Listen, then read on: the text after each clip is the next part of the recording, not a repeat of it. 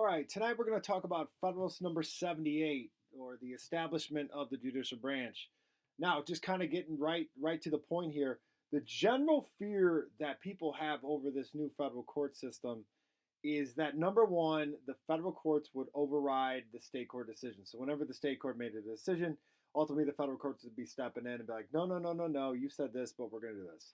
And the other thing that's going to kind of be a little bit alarming to individuals back then is this idea of life tenure. That these federal judges, once appointed by the president, confirmed by the Senate, would serve for life. So, with those two fears in mind, here comes Alexander Hamilton to kind of justify this new judicial branch and, more importantly, kind of sell it to the people who are kind of on the fence about it as well. Now, what he's going to talk about first and foremost is he's going to say, oh, listen, yes, the judicial branch is going to be relatively independent from the other two branches, being the executive and legislative branch. But you want that, okay? But you want that, all right? Now, here's what he's going to say. What's kind of fearful about the independence is this. The people are in charge of electing, well, at that point in time, at least the House of Representatives. The states will pick the senators, and the Electoral College will ultimately be choosing the president. But ultimately, the people feel as if they got some sort of influence over those two branches. With this new court system, they do not. It's the president who's in charge of appointing people to the federal court system, and the Senate is the one who is going to confirm. And then notice that the people are not part of that process as well. But what he's going to do, and that he being Alexander Hamilton, is he's going to say, listen, you shouldn't worry about this independence because, listen, out of these three branches, this branch is the weakest. It doesn't have the purse, nor does it have the sword. And then his words are, it has neither the force nor the will, but merely judgment. So what he's saying here is this. Listen, the judicial branch can't allocate money to any of the decisions that it makes, all right? Or can't even create laws for that matter. So it doesn't have the purse, right? And it doesn't have the sword. It doesn't have any enforcement agency that will uphold its rulings and make sure that they're put into place.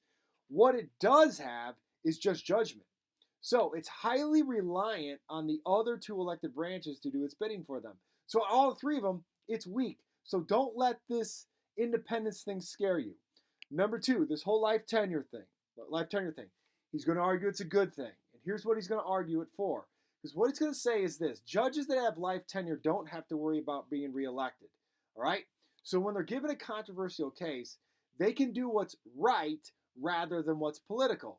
They can actually uphold the Constitution rather than worrying about, oh, I should rule this way because I really need a lot of people to vote for me in the next 2 years. No, they don't need to worry about that. And he also makes a really good point, too, with it as well, is that in America, there are very few people, right, that have the knowledge and integrity to uphold the law. And so those that do, we should keep them on, all right? Keep them on as long as possible because those people are few and far between. So they should be cherished and they should be given this life sentence as well. And then last but not least, and it's going to be this court system because it is independent, because it doesn't have to worry about the other two branches infringing upon it. It's completely separate from them, all right?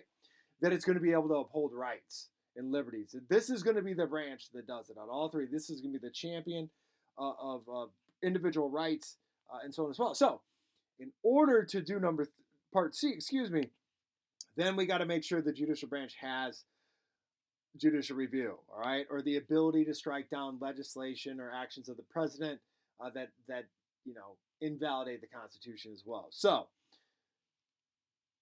scary because once again, an independent branch that has virtually doesn't need to really worry about public opinion nor anybody else because they have life tenure. We're giving, this idea of judicial review is a very, very powerful entity as well, but Hamilton's going to argue this. He's going to argue that the courts are actually servants, not masters of the Constitution, all right?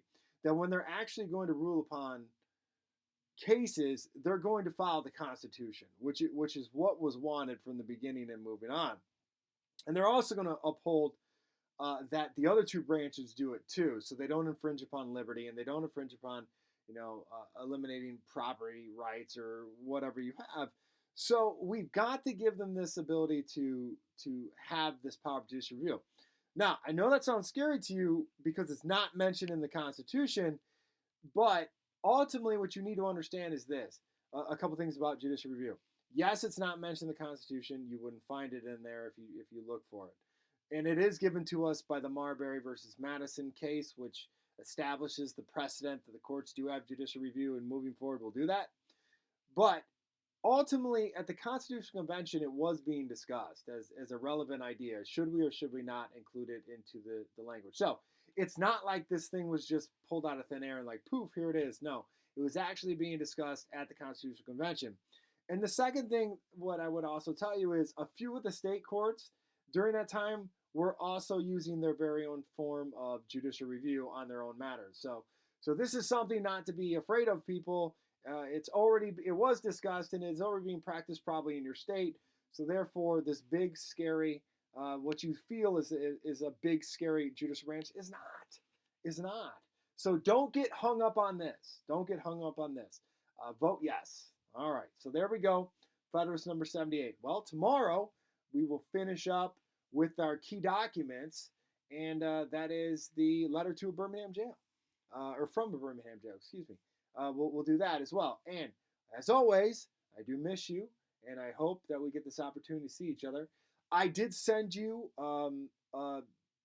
email on Skyward from AP, and it talks about this year's exam. Number 1 will be held at home, and number 2 will be a 45-minute FRQ question for you to write on. So I'm willing to bet, because it's only covering units 1, 2, and 3, that these foundational documents are going to be a part of that 45-minute exam. I'm almost positive of it. So do yourself a favor. We're about done. Tomorrow's the last day. Make sure you have some sort of a list of key points in each one of these documents so that if you are asked, right, if you're asked in order to kind of, use main points of these to strengthen your argument, you're able to do so. So, all right, well, I will see you tomorrow. And don't forget to check AP Classroom and take care.